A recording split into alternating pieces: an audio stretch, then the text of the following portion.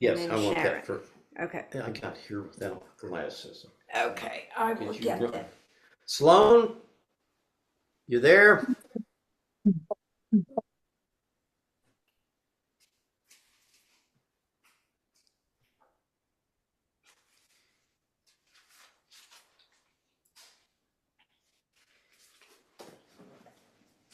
He's getting here. Here you are. Okay, Samantha, if he's communicating with you, let him know that he's got to hit his video button down the He lower might be able to left-hand hear us. corner. Yeah, just How come? well, he's silenced and his video Yeah, off. I'm sure. Audio and video. Okay, except Yeah, he's trying to get in. That's him?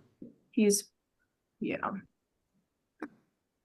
Ah, Oh, we've got okay. him Now we have twice. him twice. Goody. Okay, last time. Now you should be able to hear me.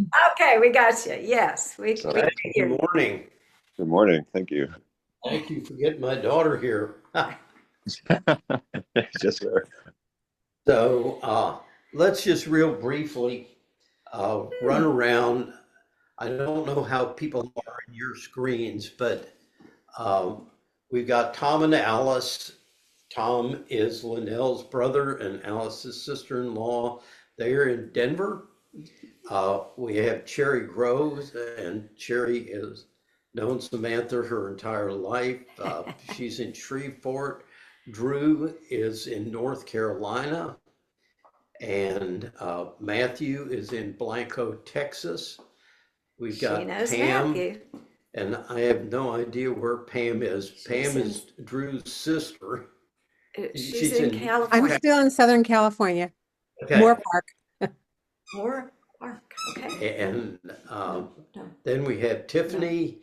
It was Tiffany's No. dad that we went out to Denver to do his memorial service. And she's in Minneapolis. Perry is Shreveporter. Laura's Shreveporter. I have no idea where Julie is. She just got back from New Zealand and I hate her.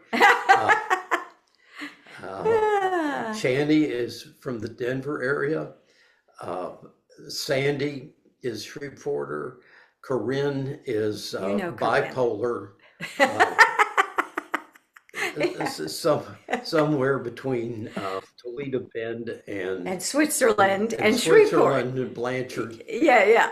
Yeah. Then the whole crew down in the, next to that, Gina Dale, Karen and Sue. I don't know where they They are. are in Oregon right They're in now. Oregon now. And then Ajna from Shreveport. Beth is in the North Shore, Covington, Louisiana, and Sloan, of course, is studying in Shreveport with Samantha at my master's studio, Johnny Lee, White Leopard. So that's a little bit about who we are. So the way we proceed is we start off with this part, which is actually community building, getting to know each other. And then we do a little bit of a teaching. Sometimes we use other teachers. Today we're using Sharon Salzberg, who we studied with in Maui. Sharon was part of a group a remarkable group that was out there at the same time. Imagine this, Baba Ram Das, just coming back from being fired and losing his tenure at Harvard. Krishna Das, who is one of the most famous kirtan singers out here. He sang with Blue Oyster Cult. Who did He was sing the with? lead singer for Blue Oyster Cult before he got spiritual.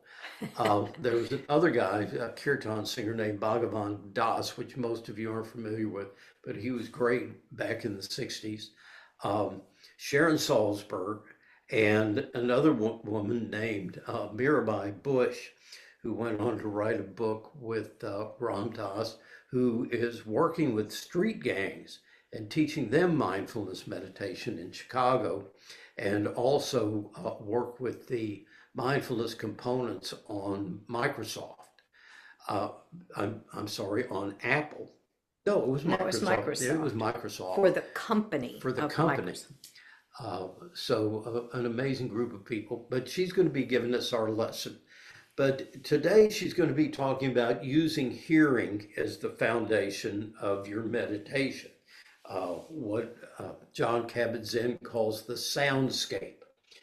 And as I've told you, the most direct and immediate perception of reality is through your senses before it gets interpreted by your brain.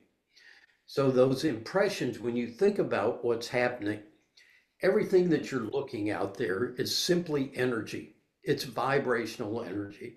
I had someone this week and I'm saying, you realize that the radio waves for every radio station are in the air right here, right now.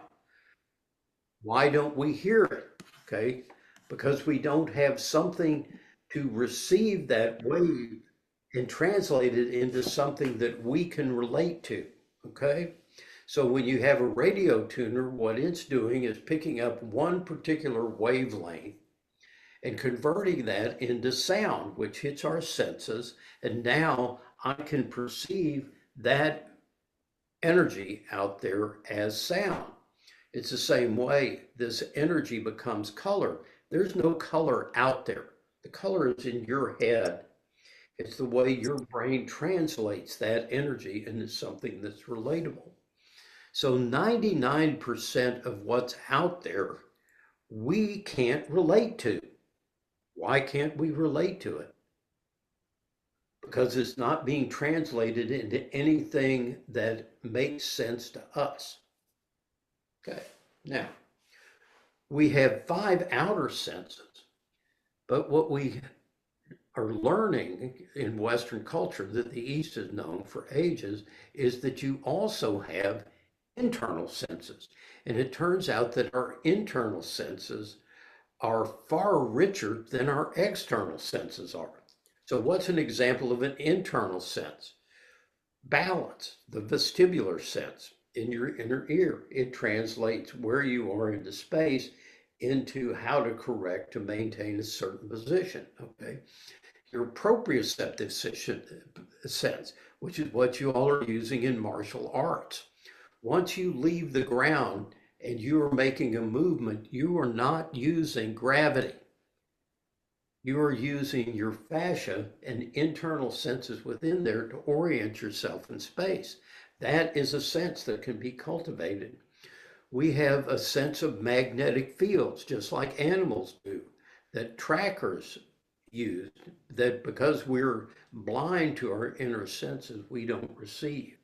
And so part of the art of mindfulness, as we said last week, is one, beginning to close our senses to the outer senses, which speak to us very loudly, okay?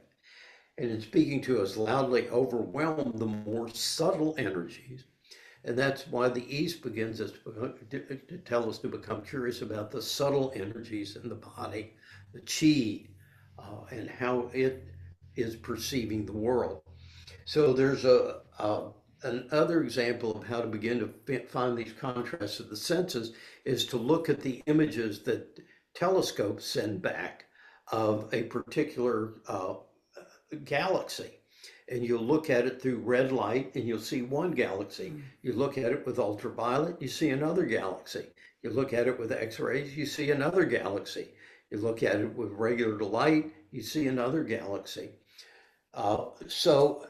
They're not different galaxies, they're just using a different sense. It's attuning to something and being perceived in that particular way.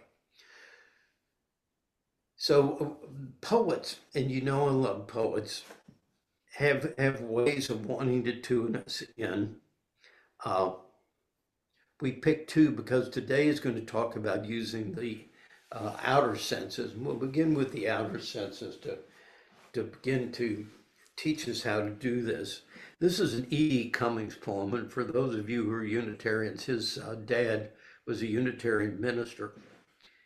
He said, I thank you, God, for this most amazing day, for the leaping greenly spirits of trees, and a true blue dream of sky, and for everything which is natural, which is infinite, which is yes.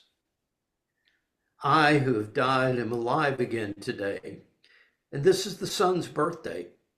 This is the birthday of life and of love and wings and of the gay great happening illimitably earth. How should tasting, touching, hearing, seeing, breathing, any lifted from the know of all nothing, merely human being, doubt unimaginably you? Now the ears of my ears awake. Now the eyes of my eyes are opened. Okay. Poets are inviting us to go beyond what I'm sensing and to use the understanding that what is generating this sense is the energy of life, the pure life force energy, which is undergirding everything that exists.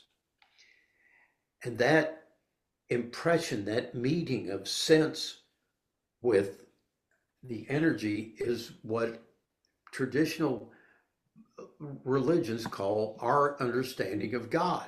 God is not something different from that energy. If you boil down everything, what is the ground of our being? That's the ground of our being. What is it that has an order? The implicate order of the universe is my God, okay? It's an order I didn't create. It undergirds everything that exists. I'm powerless to change it. I have to learn to live in harmony with it. If I go out of its laws, that's what wrong means. It doesn't mean that you're morally a bad person. It just means you're not being very skillful. So anytime we talk about right or wrong, it's skillful. So that also becomes my school where I learn how do I live with this energy? How do I learn to be directed by it? So mindfulness is the practice of learning to attune and learn from this energy. And one of the greatest teachers, John Kabat-Zinn, this is his book called Coming to Your Senses. So meditation isn't some esoteric art. It's not seeking some supernatural or spiritual state of mind. And that's why doing mushrooms is not going to help you in this. It may give you a taste of what's out there, but it's not going to give you a discipline that enables you to live there on a permanent basis. And it gets difficult taking shrooms all the time. So here's what he says. He says, have you ever had the experience of stopping so completely, of being in your body so completely, of being in your life so completely, that what you knew and what you didn't know, and what had been and what was yet to come, and the way things are right now, no longer held even a hint of anxiety or discord? It would be a moment of complete presence, beyond striving, beyond mere acceptance, beyond the desire to escape or fix anything or plunge ahead, a moment of pure being, no longer in time, a moment of pure seeing, Hey, how's it going? You got dirty hands. a pure feeling, a moment in which life simply is. And that isness grabs you by all your senses, all your memories, by your very genes, by your loves, and welcomes you home. So Sharon is going to invite us into that kind of moment, into that moment of anchoring in the breath, of anchoring in the senses, of staying in this present moment, again, which is the doorway to this relationship with the energy. So I will turn it over to the head monk in charge of the bows. And her meditation is only about 10 minutes. Mhm. And she's what we would call a guided meditation. And then following that, we'll observe Another 10 minutes. another 10 minutes Or of 15 silence. minutes So of we'll, silence. or 15, we'll ring you out then at the So very no end. worries, mate. Okay. You're in good hands with Allstate. There we go.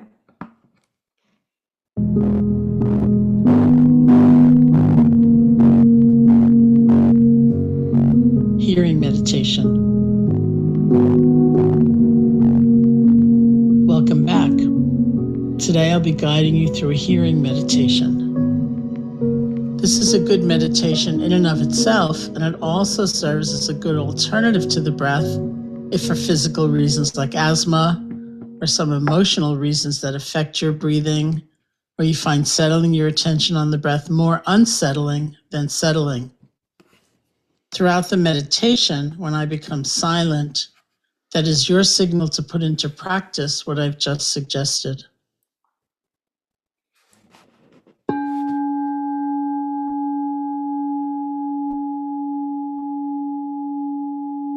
To start, you can sit comfortably or lie down.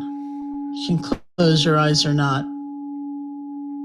Allow your gentle focus to come to what you're hearing and the ambient sounds around you.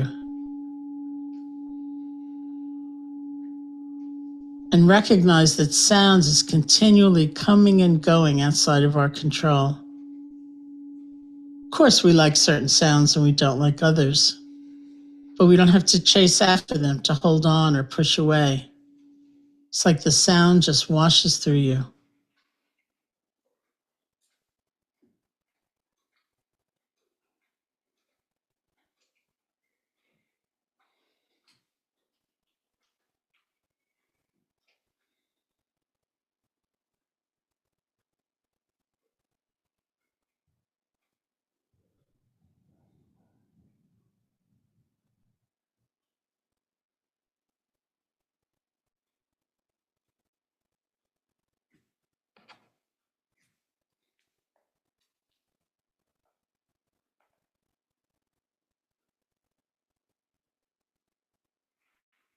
Some beautiful, wonderful sounds arise. Others we find quite unpleasant or jangly. Unless you're responsible for responding to that particular sound, this is a time when you can actually practice just being present.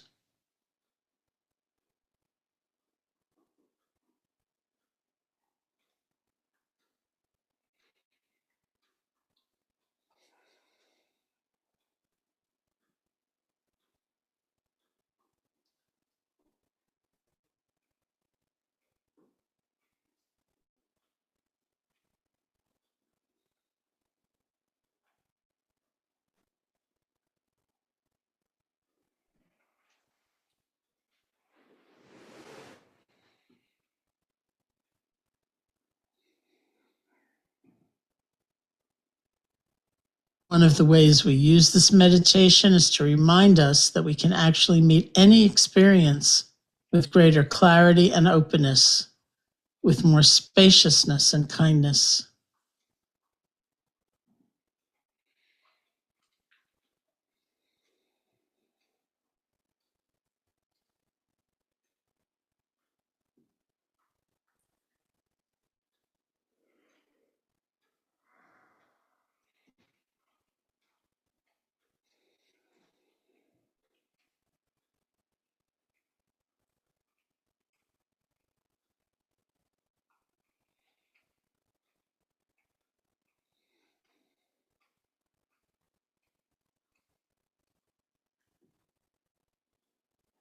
There's nothing you need to do about the sound. You don't need to react.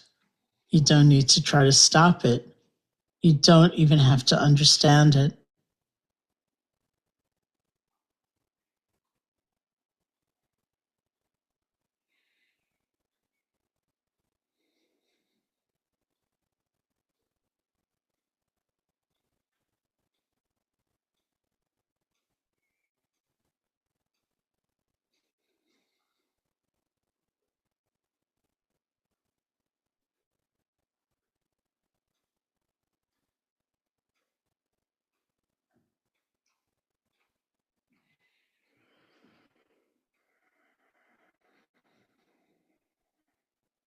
whether it's the sound of my voice or other sounds, some near, some far, some welcome, some not so welcome.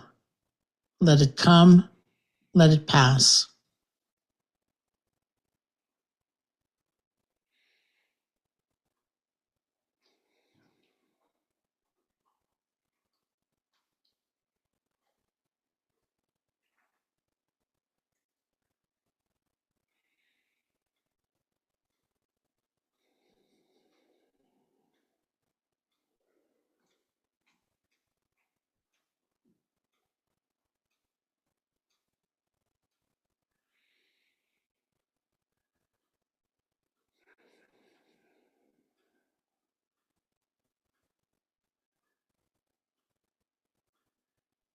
Maybe it's the sound of traffic or the wind rustling through the trees. You might notice changes in intensity and volume as the sound washes through you, without interference, without judgment.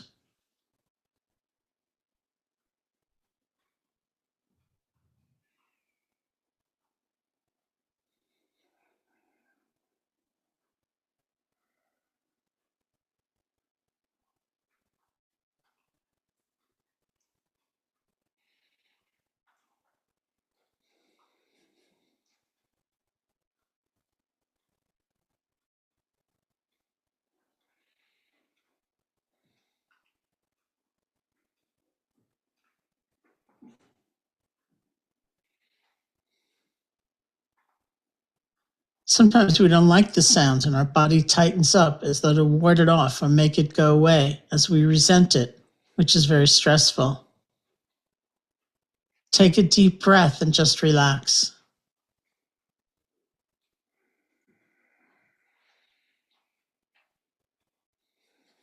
And if you find yourself craving more and more of a sound, you can try the same thing.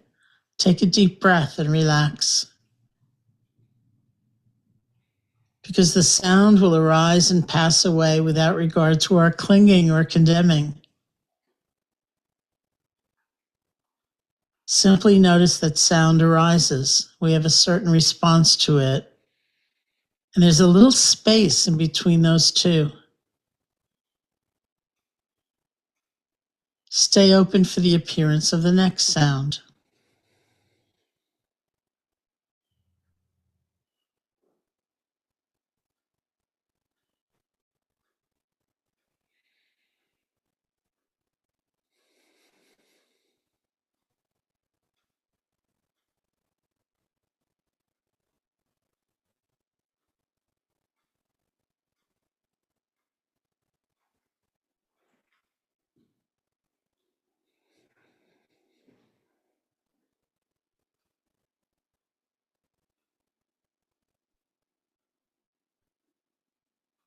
Sometimes we get lost in the sound. Oh, that's a bus. I think they should reroute those buses. Then it'd be more convenient for me. Who should I write to? So rather than falling into the experience and being overwhelmed or fighting it, we meet it directly. We acknowledge this is what's happening right now. We simply hear.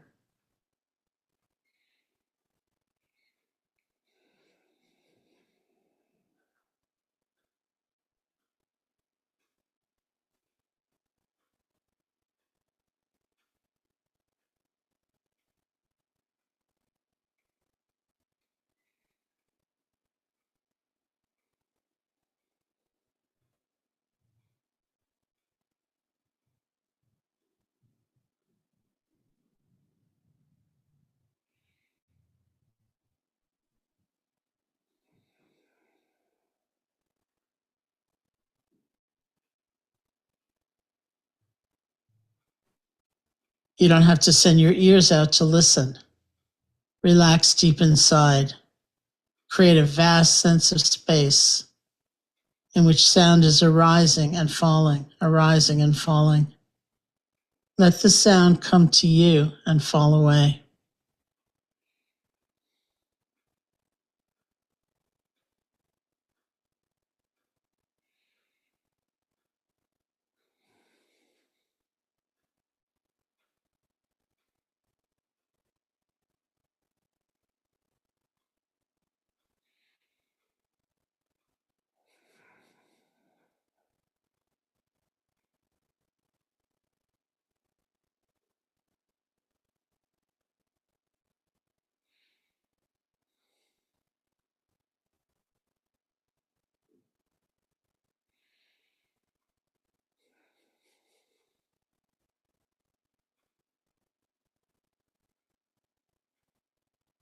Let your mind become like a big empty sky, an empty space. Different sounds are appearing and changing and vanishing in the open space of the mind. You're not looking for sounds, but rather simply opening up to them.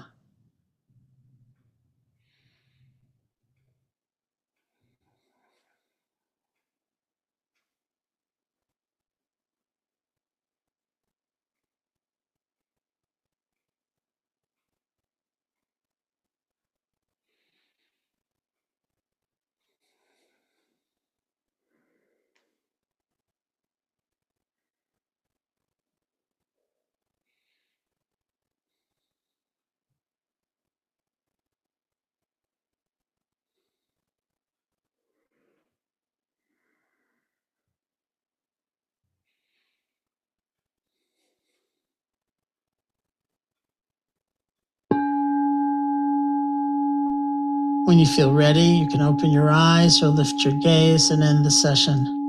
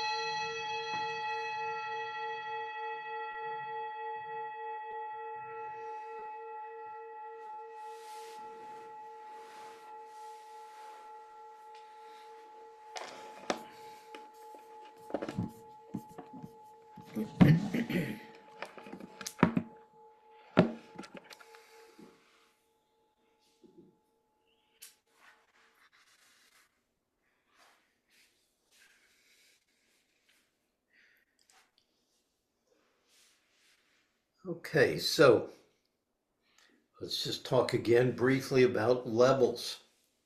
All right. Notice that the first level, if you're a beginner, is simply trying to stay present in the present moment to hear anything. Okay. So there we're using hearing to anchor us back in the present moment. Well, I'm supposed to be hearing it. I'm up in my head and I'm not hearing anything. So if you're beginning and that was your experience, perfect. Okay. Again, we're never going to be more mindful of how out of control we are of our awareness than when we first start. And we're going to begin to see how the mind continues to operate on its own without our permission. So that even though we call it our mind, you're going to begin to see that it operates according to its own laws. Every thought that you've had, every experience you've had has shaped the way you're going to process this moment. So now we're introducing something. It's like trying to train a dog who's never been trained. It's going to fight you. It's going to resist you. It's not going to want to hear. And that's going to be what you experience, and that's okay. You're beginning the process of learning to anchor in this present moment because that's where life is happening. Now you noticed her try to attune you to something else. She said, notice how your mind wants to prefer certain sounds and gets annoyed by other sounds. All right. Buddhist meditators say this is the arising of suffering. This is the arising of suffering. Why is it the arising of suffering? Because I'm now layering on something to this experience that isn't there. Until that happened, it is value neutral, but when it hits my brain, all of a sudden it's something that I want to grasp after if it's pleasurable. And this is what they call greed. The root of suffering is greed, is me wanting to experience something. Now let's put this in terms of neuroscience. When you're greed, you're in the part of you're in your monkey mind. You're in the place that's grasping after something that's in the future. You're no longer in the present moment. You're wanting some future experience that you think is going to be better than this moment. That's already a suffering. Can you see that? Because I want it and it's not happening, I'm hurting. And it happened in that instant where the perception of sound became a sound I wanted to have more of. All right. Now, if I have an aversion to it, that again puts me off into the future. The more negative experiences we have, the more traumatized we get, the more our brain is being pushed constantly to resist, to fight. That resistance is what we call, actually call anger or violence. I am against the world now. I don't want what's happening to be happening. So I'm pushing back against life. So if you can feel that energy that's in there, this pulling energy of wanting to get something in that's not here, and the other energy of wanting to push away what is here, you can begin to see how in that instant that arises. That is the arising of suffering. Then the self-talk, then the storyline starts. So the whole purpose of meditation is to stay with the awareness of that emerging suffering and to soften against it. That's what letting go means, is to realize I'm doing this and come back to this. To soften, come back, okay? To go from this to this, okay? And again, open, receive. Okay? It's like the salt story. The salt is the sound. that perhaps is pleasurable or not. But the more space you create around it, it's not as salty. Right. So this is why they say any experience that you're having can be improved by not fighting it, by softening to it. Okay. And there is no experience that you're having that isn't made worse by resisting it. Period. There's no exception. So the beauty of meditation is that it's radical in the sense of, again, going to the root. What is the root of suffering?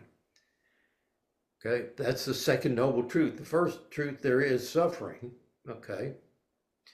Second truth is, what is the root of suffering?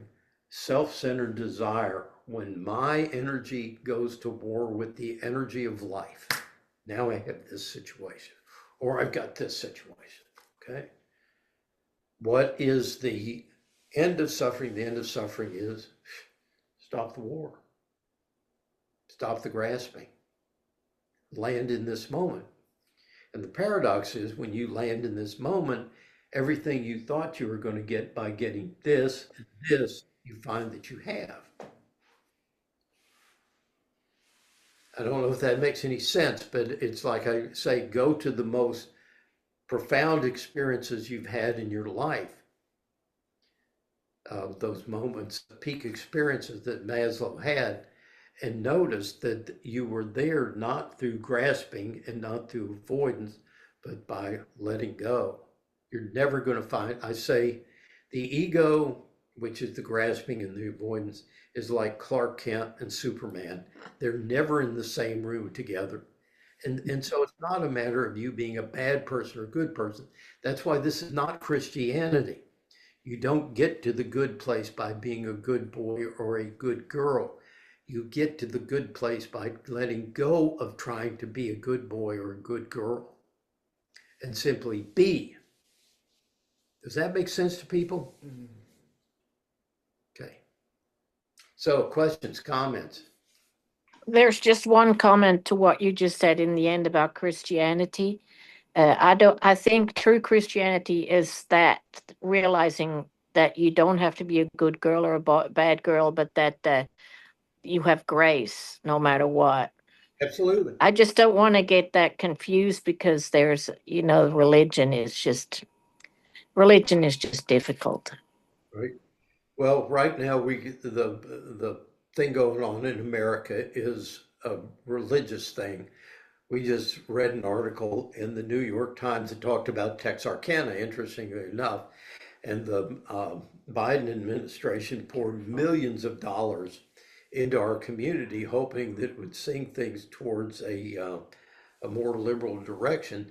And it had no impact on the vote at all. And the reason why is because these issues today are along the lines of the people who are either moralizing Christianity and making it a matter of good or bad, or the people who are spiritual Christians and think that it's more a matter of, as I've done unto the least of these, so I've done unto thee, to Jesus.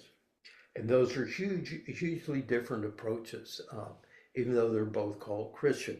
And it's the same way in any religion. Your mystical part of your religion is always going to be above good and evil, above that duality and that division.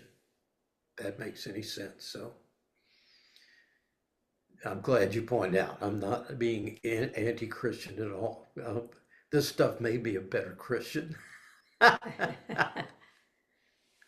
So I call myself a follower of Jesus, by the way. I define my religion as loving kindness, and that's it. Yeah. I'm thinking of getting a tattoo around my wrist that says that. What do you think? I wear a t-shirt all day that says kindness, so I'm not going to argue. Anybody else? Oh, come on. Yeah. That was a really helpful meditation. I often try to meditate before these sessions so that I get into a more loving place. I usually wake up in a pretty, not always, but this morning I woke up in a pretty bitter, resentful place. It's unfortunate because I don't really find that out until I have a conversation with the first person of the day. And that poor person, I'm like, oh shit. Here we go again. I Same need brain. I woke up with the same damn brain. Yeah. so Matthew, you can call me in the morning. so I'm resentful and bitter too. Okay, so let's look at that. Let's look at that. That is why I say first thing in the morning, while you're peeing, you want to start your gratitude list. You got to get a jump on your brain because your brain is automatically going to pull forward all the negativity. Nobody wants to believe this. Matthew, you're ahead of the game because you're seeing it happen. All right. I can sit and tell you about it all day long, but until you actually experience that here I am and my brain is already in a negative space, anticipating problems and arguing with the world. I don't wake up with that intention. None of us wakes up. Your brain does that because for millions of years, we woke up in a hostile environment. If you're sitting around in a nice, warm, fuzzy little thing, you're liable to get dead real quick while you're going out to pee. If there was a tiger under the tree when you went to sleep, you need to remember that. So your brain is pulling all the danger forward.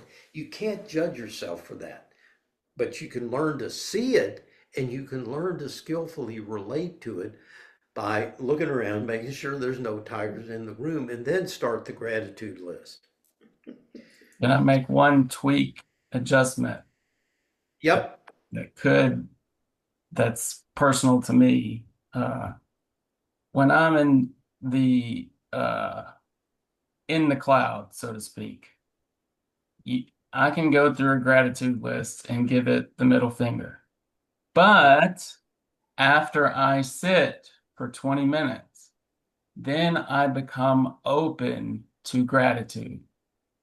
So it's like that's the best way I can explain. I'm not dogging gratitude because I totally understand it. But for me, there needs to be a gratitude primer. And for me, that's sitting with my breath and emptying out first. That's my only. That works and that works. Okay. Thanks for listening to my pushback. Drew, did you have something you lit up?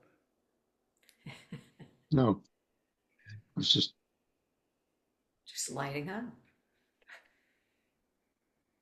Okay, is that Carolina on the bottom? No. Okay. Anybody else? I wanted to say something to Ajna about loving kindness. This weekend, 3 hours today and 3 hours tomorrow, I'm attending on Zoom a seminar for meditation instructors. It's kind of continuing education for meditation instructors who have gotten their who've had their training for 5 years or more. They want to kind of update us on a variety of things. And the focus for this weekend's training is loving kindness. And it is because we live in such difficult times. I'm sure that I'm not the only one who watches the news and comes away bitter and angry. And I have a lot of trouble finding the loving kindness in me somewhere. So the feeling that from what I've read of the agenda for the teachings this weekend is how important loving kindness is in getting us through these difficult times and how to access that loving kindness.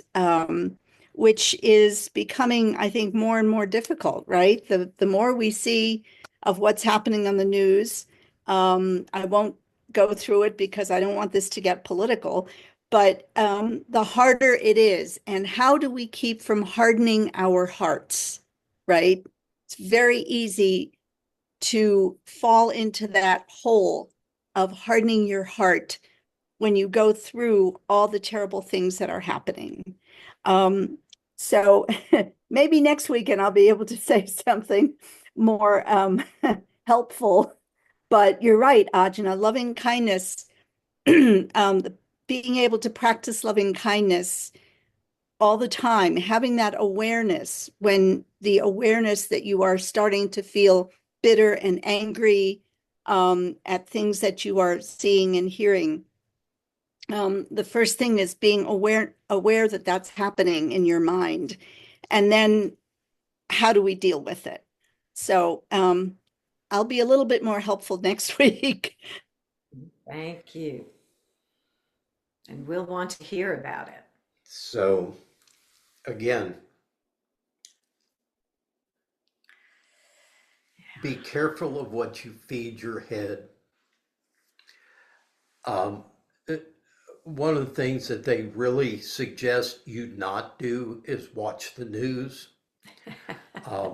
The reason why is it creates a profound sense of helplessness and hopelessness.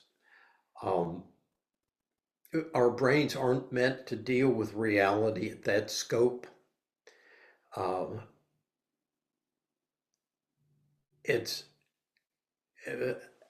always point out, name one Buddhist charitable organization. They don't exist, and they don't exist for a reason. Because all that energy that's spent in organizing doesn't address the problem. The problem is the person in front of you. And when we keep loving kindness, again, it begins with yourself. All right? If you're harboring ill will against yourself, as Jesus said, get the beam out of your own eye first, which is what you just suggested. Get your head straight, get back in touch with your compassion, okay? But then the next place to practice it is in your home, in your family. Is there loving kindness there? And then in your neighborhood, in your relationship with your friends.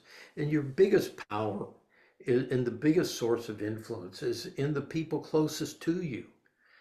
The way you shape your interactions with people. I go out, ask Lindell, how many people do I meet in the grocery store that we end up having a chat?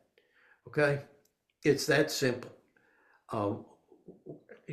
Look a person in the eye, look a child in the eye, actually see them, right?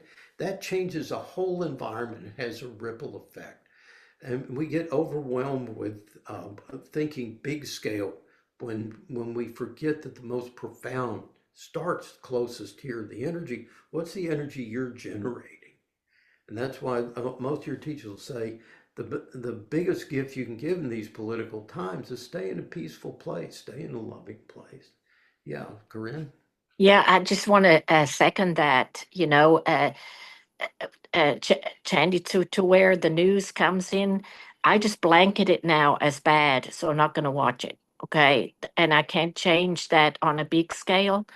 But like this morning, it makes me actually want to learn more loving kindness because I know the danger, I know what's coming, and it's sad and hard and all, but I can't do anything about that. But like this morning when I was working, I got a wasp came out of its nest and warned me, it stung me, and it said, stay away from my nest. And in years ago when everything was fine politically in my mind, I probably would have gone, oh, damn wasp, I'm going to kill you, whatever not, I'm going to kill you. And now I'm like, okay, this wasp told me not to get too close to its nest. And now what am I going to do? I got a problem. I want to clean the space up and I have this wasp nest. So I'm looking at it differently. And I think it's because of all this stuff that's going on.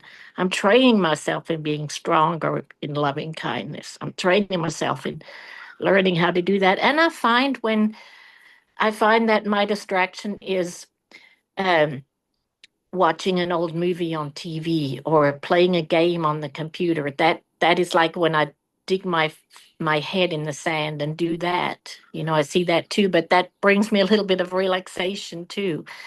You know, meditation, yeah, is great if you can get there, but sometimes you just have to put your head in the sand, sort of.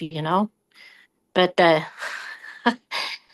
anyhow, what I'm trying to say is that by not watching the news, I still know how bad it is, and I'm strengthening my ability to experience more loving kindness and to be more in the moment. I really like Ajna's idea of tattooing loving kindness on your arm where you can see it, because I'm just guessing from the schedule and the agenda for this weekend, where the focus is on loving kindness, is this is when when things are going hunky dory, we don't have to worry that much. We don't think about loving kindness that much. But when the shit is hitting the fan constantly,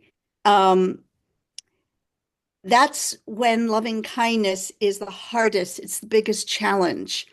And if we can help ourselves to open our hearts and not harden, not get angry and bitter and, whatever, that that reminder, and that can be a reminder that is meditation in everyday life.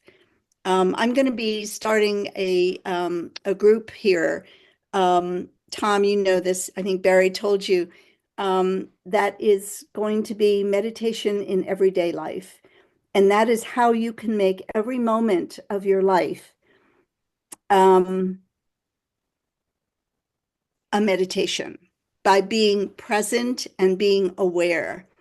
And if we can learn to use loving kindness as the antidote to whatever is making us bitter and angry, whether it's the political situation or something that someone has said or done to us, we would all be in a happier, better, more peaceful place. But I'm only guessing at what this class is about, what this course is about. Aja, I what, course, what was the name of that movie about Tibet and the the Chinese invasion? Do you remember the something lion? Um, yes, I'll find it for you because I've subscribed to Buddha Fest, which is has a whole bunch of films. And I haven't seen all of them, but that one is one that I have seen, and I don't remember the name. But I'll check on it. The reason I'm recommending it to you is that it really it puts you right at the crux of the response, because here are these Tibetan Buddhist monks being slaughtered by the Chinese communists. And what was their response? Loving kindness. No. Walk out. Half of them picked up arms and fought back, and the other half got killed. Um, so, It's not Italian. what was the right answer? I don't know. Action. I don't know. Some kind of action. I don't know. I don't know. I know neither one changed the outcome. Yeah. Well, those who escaped. I'm done, Channy. I'm done. Okay. Now, I'm just saying, I want to leave you with the question. There's not an answer to that question. It's been the central question for mystics forever. Okay, so live in the question. As Matthew said, we have to learn that you can have two statements that contradict each other and they're both right. And we're playing with our logical minds now, trying to resolve a paradox that can't be resolved at the level of the logical mind. Okay, it has to be answered in the I moment. don't know. I don't know. Okay, that's where we're left. And so let's stay with the question. Home is out. Okay. Unmute your devices. Deep breath in.